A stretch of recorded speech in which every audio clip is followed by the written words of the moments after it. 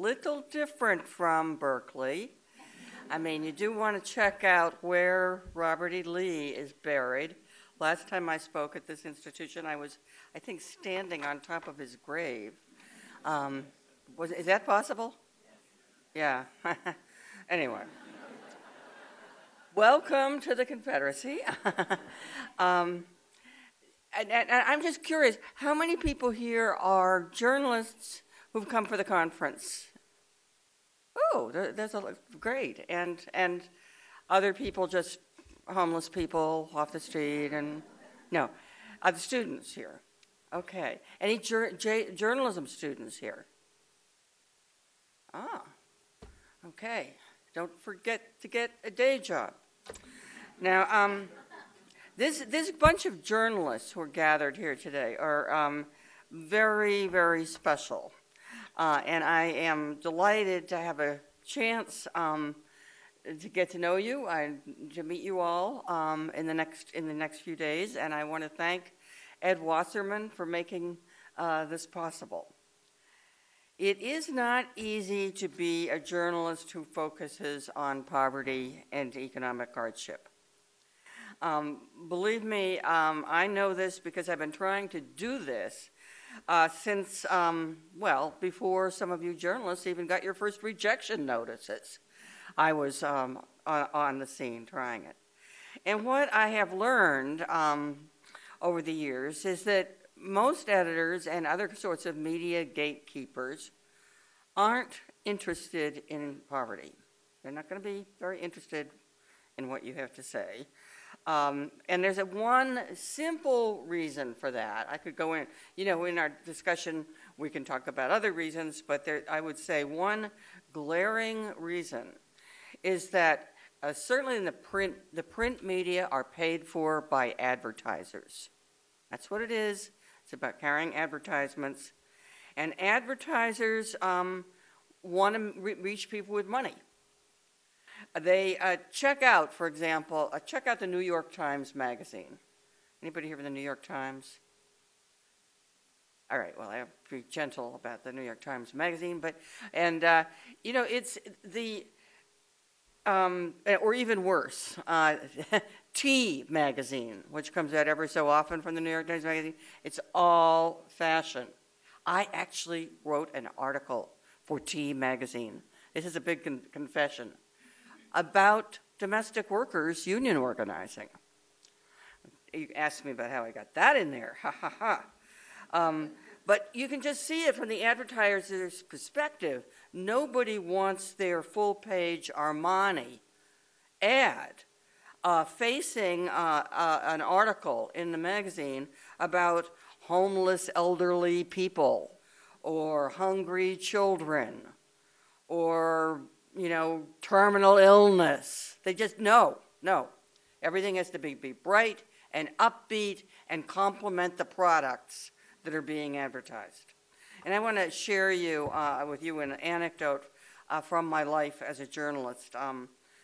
This goes back to the fat old days when editors actually took freelancers out for lunch. It was a big occasion for, you know, your freelance writer.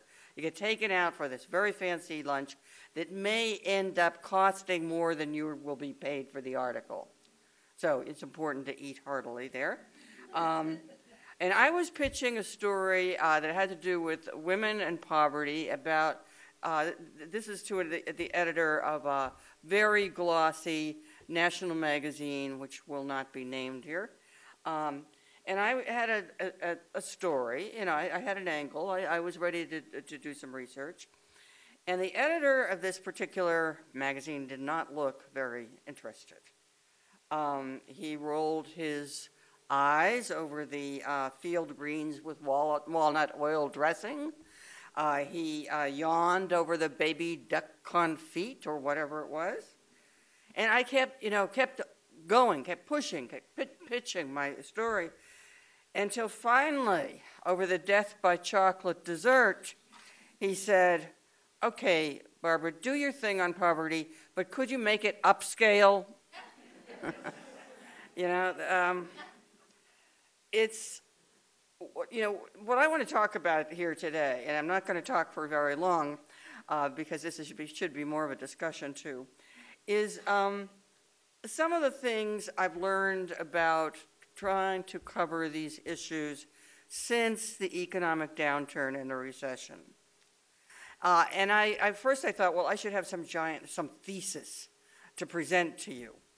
And I thought, well, a lot of you here are my peers. You've been thinking about exactly the same thing. So I'm just going to tell you three things really, that I have been kind of obsessed by since 2009.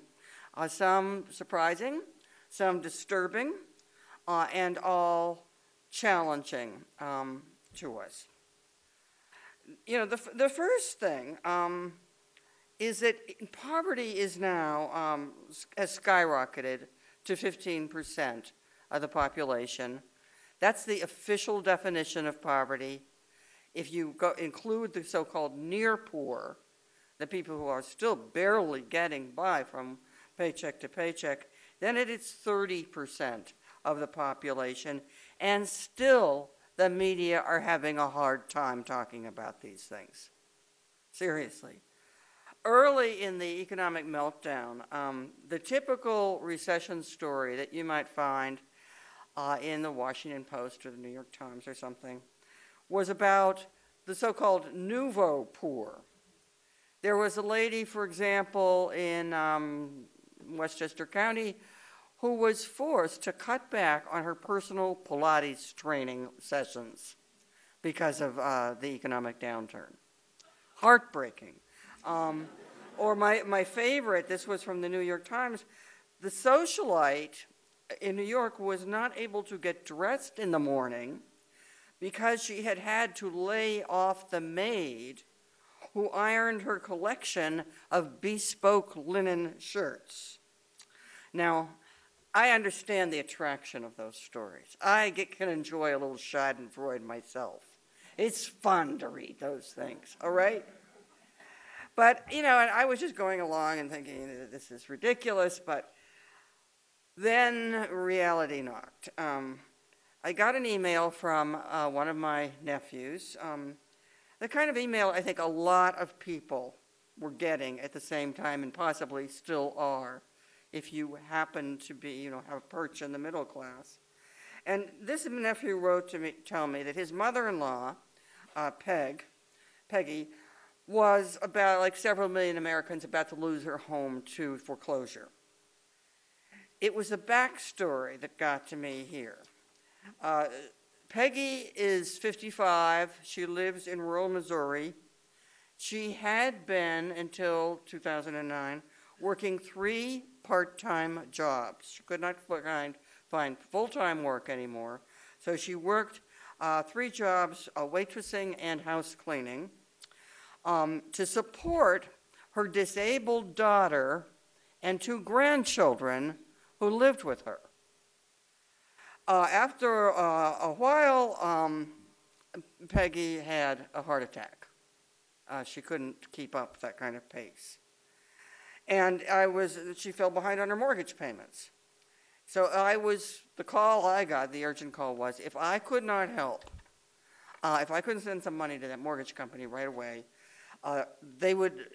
Peggy and her daughter and grandchildren would have no home, and they would have to move in with other relatives who were already in an extremely cramped apartment in Minneapolis. And I know because I've been there. Only after I'd sent the money did I learn the worst of it is that this was not, a subprime mortgage on a house. This was not a house at all. What it is it's a dilapidated single-wide trailer, which counts as a used vehicle and was getting 12% mortgage interest rate. So you had 4 people living in that single-wide trailer, supported by one not very healthy, some older woman. That was the situation.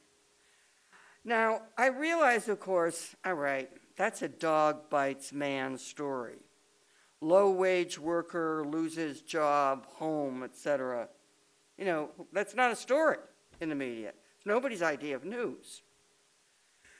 But as I, at that time, did a little more sort of research, and I didn't have any assignment or anything at that particular moment, I realized that this was the story that had to be told, not a Peggy in particular, but just statistically speaking, the real impact of the recession has not been on the kind of people who employ maids and personal trainers. Yeah, there were, you know, Madoff's victims, and there you know, was some little downturn for the very wealthy at the beginning of it, though they have made a wonderful recovery. The real impact has been on people who were already suffering and struggling. Low-wage workers like Peggy, people of color, even middle-class ones, because even affluent African Americans were targeted for subprime mortgages. And unemployment, much, much higher among people of color. And that's not really been explained. I mean, but why that increased so much with the recession. So I was fortunate enough at that point to be able to persuade the New York Times to let me do a series on the impact of the recession on people who are already poor, people who are already struggling. They let me do it, and I think I'd say there's been quite a bit of good reporting since. Is Jason DeParle here? Well, he's coming, I think. And he's done some excellent work in the New York Times. We've had good series on Marketplace and some other places. But the dilemma for me, which only intensified as a result of the Occupy movement, which I actually wish I could take credit for, but I can't, is how do we as journalists cover both the struggles of people who are newly poor, who have fallen financially in the last few years, and the people who we could call them the old poor. If there's a nouveau poor, there's an old poor. The people who have been in low-wage jobs, intermittently employed for a long time. How do we do both of those things and draw connections between them, in a way that gives us a full picture?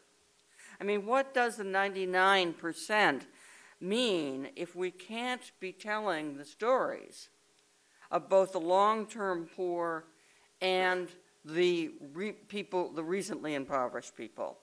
Like the college graduate who lives with her parents because she can't pay off her student loan debts.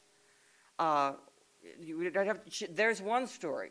I say, if you're living with your parents because you can't afford a home, you're homeless. They can get tired of you. It really can happen. And there's also the story of the people who are homeless all along. Now, how do we bring those things together? How to talk about both the successful professional who gets wiped out by a layoff, and we've certainly seen that in journalism, and the steel worker or the foundry worker whose job just disappears because the plant closes down. How do we draw those links? Now, I have a project I'm working on now, which I will probably talk about more tomorrow. It's the Economic Hardship Reporting Project, which there will be a couple of representatives of. Linda Chu is Linda has worked with us, and we're soon going to be joined by others from the project. And we're trying to do both of those kinds of things. We had a story on suicide among student loan debtors. I shouldn't be telling this to you at the first day of classes or something. We had a great story on blue-collar workers who essentially have become day laborers. These are native-born people, men in most cases. They have to show up at 5:30 in the morning and wait and see if they get any employment for that day's work. These are people who are used to having jobs, with benefits, but no more. We have just this week a terrific story on the decline of the black middle class, told in the first person. Unfortunately, I say that unfortunately because it's about somebody's own experience. Are you here, Stephen Gray? Stephen Gray, all right, okay. You will be seeing more of him. And so, we're trying to get all of the pieces together here. But I want to, I put it to you as a question, journalism students, whoever, in an economy where the number of people in, quote, extreme poverty has doubled in the last 15 years, and where 34,000 PhDs live on food stamps, how do we set our priorities as journalists? Where should we put our emphasis? How do we create an overall picture here that makes sense? Now, let me move on to my next area of obsession here and concern since the recession. And this is something that came as a surprise to me. I'm still trying to deal with this. Liberals tend to think of government as something that fights poverty. In fact, some of our politicians on the right seem to think government does nothing but take money from the affluent and distribute it to the poor, especially to poor people of color. That's the image. And yes, there are some good things that government does and provides that helps people who are struggling. Food stamps, Medicaid, unemployment, insurance, and the little tiny bit of what's left over from welfare. We could talk about how the Republicans managed to make an issue about that because there's not much left at all. So, you could say, well, that's the general idea. Liberals like government. Government helps the poor. Well, what I learned in my recession-era reporting is that government also plays a growing role as a harasser of the poor, and that this role, perversely enough, has been increasing since the economic downturn began. I'm talking about what may seem like little things: fees, fines, arrests for parking violations, for sitting on a sidewalk, for being late to school. One of our most recent economic hardship reporting project pieces that went out just at the end of last week is about the criminalization of truancy, which I'll say a little more about. I'm not even mentioning the racially skewed enforcement of drug laws and what that has done to the incarceration of huge numbers of Black and Latino men. Just talking about these other things. Now, since the recession, fees have been going up for all these kinds of little offenses, and so has the number of activities that are classified as crimes. The National Association of Criminal Defense Lawyers estimates that upwards of 10 million people in America each year are charged with misdemeanors, many of them very minor, but still leading to fines and jail time. 75% of the people charged with misdemeanors are poor or even indigent, and the average fine for a misdemeanor, and these are all this is kind of ballpark numbers here, somewhere between $200 and $500. And these numbers are going up and up for one simple reason. Counties and municipalities do not have the revenue they had before the recession, and they are increasingly relying on collecting these fees and fines from people to make up for those declining revenues. Now, this is something I would not have thought of. I was talking to community organizers in Los Angeles, and they were bringing this up, and I was like, what? Is this a big deal? I mean, this is something new to me. But let me give you some examples.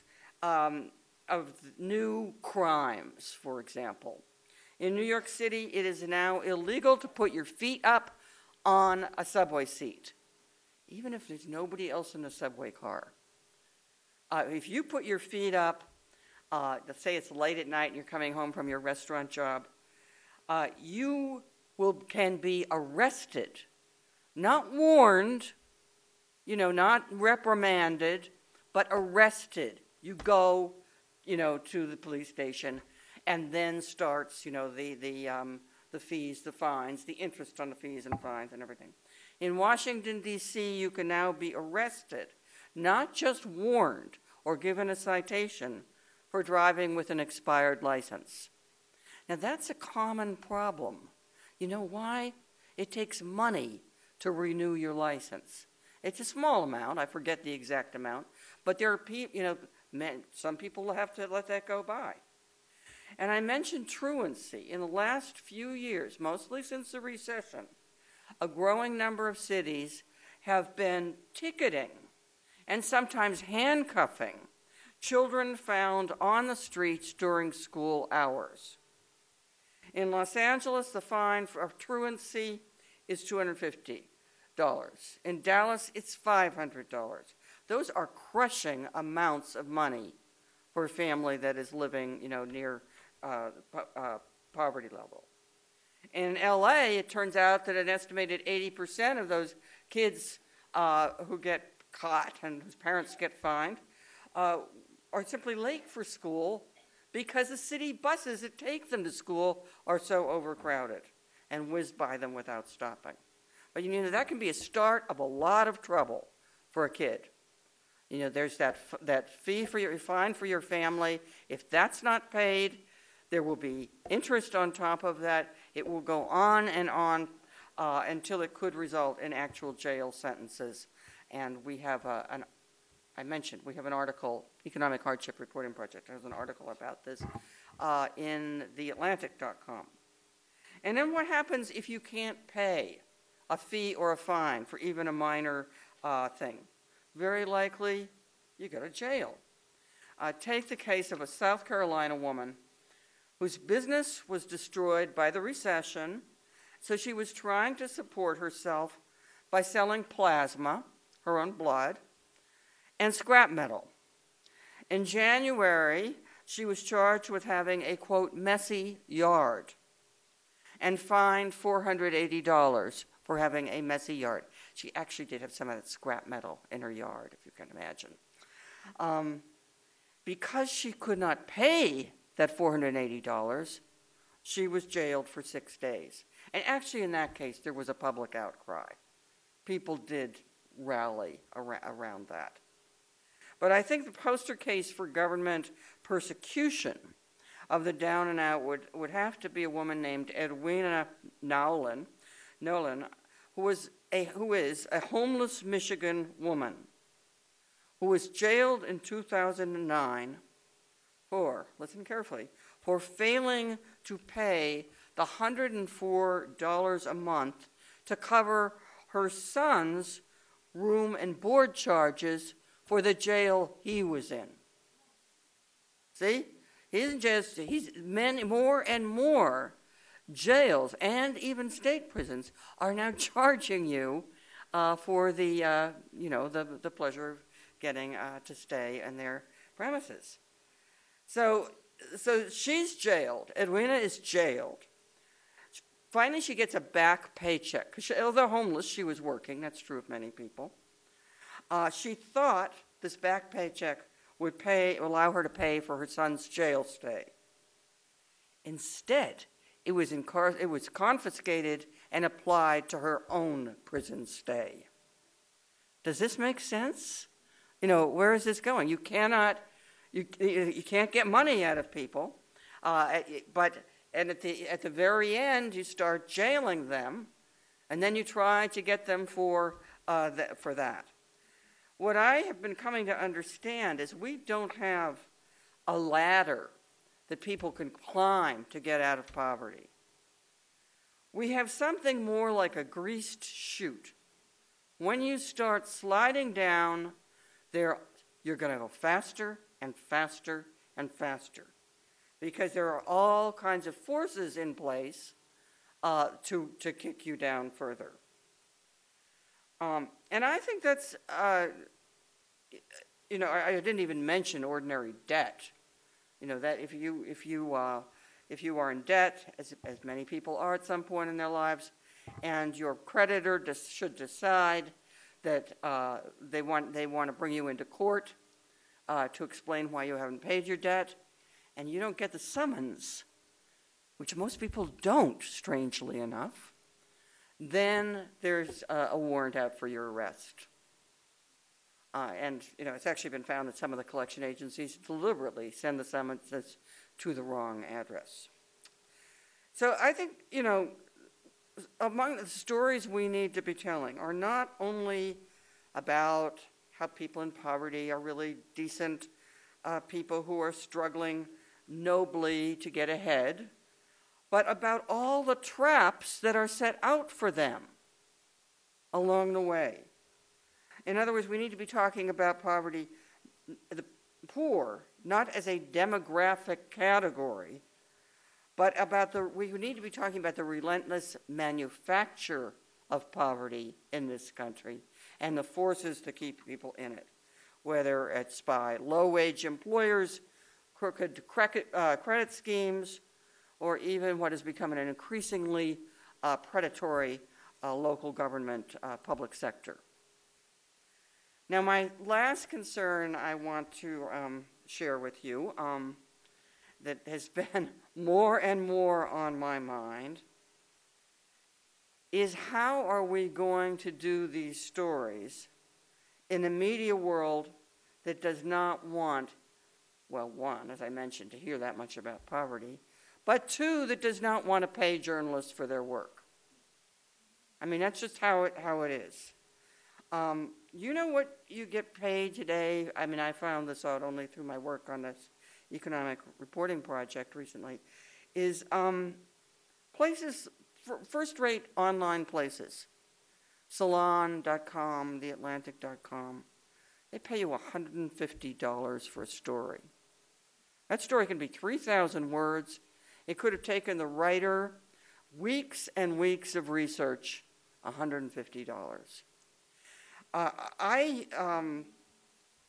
You know, I guess I started thinking about that when I did this that series for the New York Times.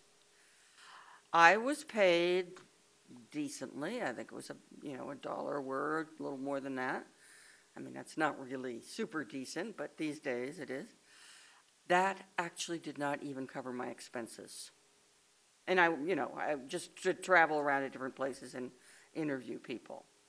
I had said to myself, okay, I'm doing it anyway. If I'm paying for this, all right, it's that important to me. Well, then I thought, what's up with that? What are we doing? Are we relying on people who have enough money to be the ones who cover poverty issues? Is this going to be like a new form of philanthropy? I thought that this is crazy. In fact, the truth is an awful lot of journalists who write about these subjects today are part of the nouveau poor themselves. Is Christopher Cook here? Hey, Christopher. He's right up here. We've been trying to get him to write something for us because he wrote a piece which had to be done about a first-person piece, right, about being a freelance writer on food stamps. And, actually, I hate to say it, but we need more like that. I mean, not from you maybe, but do need more. And, in a way, that's good. People who are having a hard time themselves bring very valuable personal experience to their coverage. But it's not good when poverty starts keeping people from reporting about poverty. And that's the situation we're getting into today. We have one of the biggest economic stories, certainly in my lifetime, in a generation, the story of the huge and rapid growth of poverty and inequality in this country. And this story is not getting out the way it should because some poverty itself is silencing some of the people who are in the best position to tell it, which is why I'm working on a project to help fund people to do the kind of reporting that we need, and at least to fund them a little bit for while they're working on the story. We're not giving huge amounts of money. In fact, right now we're looking for money. I hope some of you here finally will want to work with us, our Economic Hardship Reporting Project. And I'm really looking forward to our discussion tomorrow and Sunday of what each one of us here can do, what we can all do, both as groups and collectively and individually, to get out the stories that need to get out and to tell them so compellingly they can no longer be ignored. Thank you.